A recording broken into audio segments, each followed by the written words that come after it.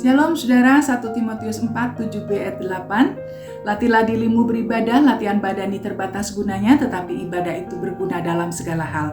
Karena mengandung janji, baik untuk hidup ini maupun untuk hidup yang akan datang. Lakukan disiplin rohani, maka itu akan membawa kita kepada keserupaan dengan Tuhan Yesus. Nah saudara, yang ketiga kita lanjutkan isu yang kemarin ya. Yang ketiga adalah disiplin rohani bersumber dari Alkitab. Aktivitas disiplin rohani yang ditawarkan cukup banyak, namun aktivitas yang akan membawa kita kepada keserupaan dengan Kristus haruslah berasal dari Alkitab.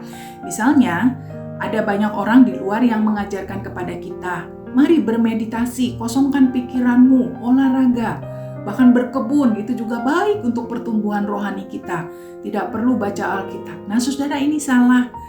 Ya, karena semua itu tidak berasal dari Alkitab. Jadi harus diperhatikan disiplin rohani yang benar adalah yang bersumber dari Alkitab.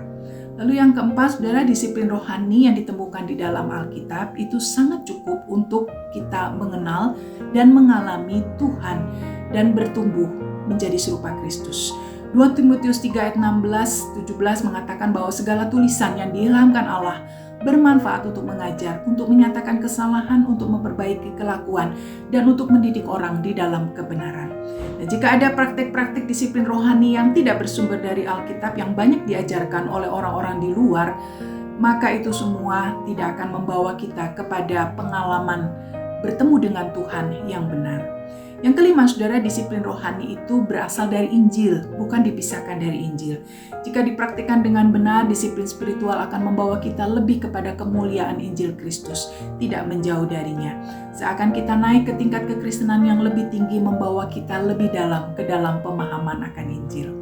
Yang keenam, segala aktivitas disiplin rohani adalah sarana, saudara-saudara, bukan tujuan. Tujuan disiplin rohani adalah kesalehan, keserupaan dengan Kristus. Kita tidak akan bisa saleh hanya sekedar mempraktikkan disiplin spiritual itu. Itu adalah kesalahan besar yang dilakukan oleh orang-orang Farisi. Karena mereka merasa telah melakukan praktek-praktek keagamaan mereka dan kemudian mereka otomatis layak disebut sebagai orang-orang yang saleh. Dan disiplin rohani itu adalah sarana untuk menuju kepada kesalehan. Jadi kita harus melakukannya dengan benar, dengan motivasi yang tulus, yang benar di hadapan Tuhan, sehingga akan menolong kita menjadi murid yang saleh di hadapan Tuhan. Saudara, tidak ada seorang pun yang akan menjadi dewasa secara rohani tanpa menjalankan disiplin rohani. Jika saudara dan saya rindu berdampak secara positif dan menjadi saksi Kristus di tengah keluarga, di tengah-tengah lingkungan kerja, dan di tengah-tengah dunia yang jahat ini, lakukanlah disiplin rohani.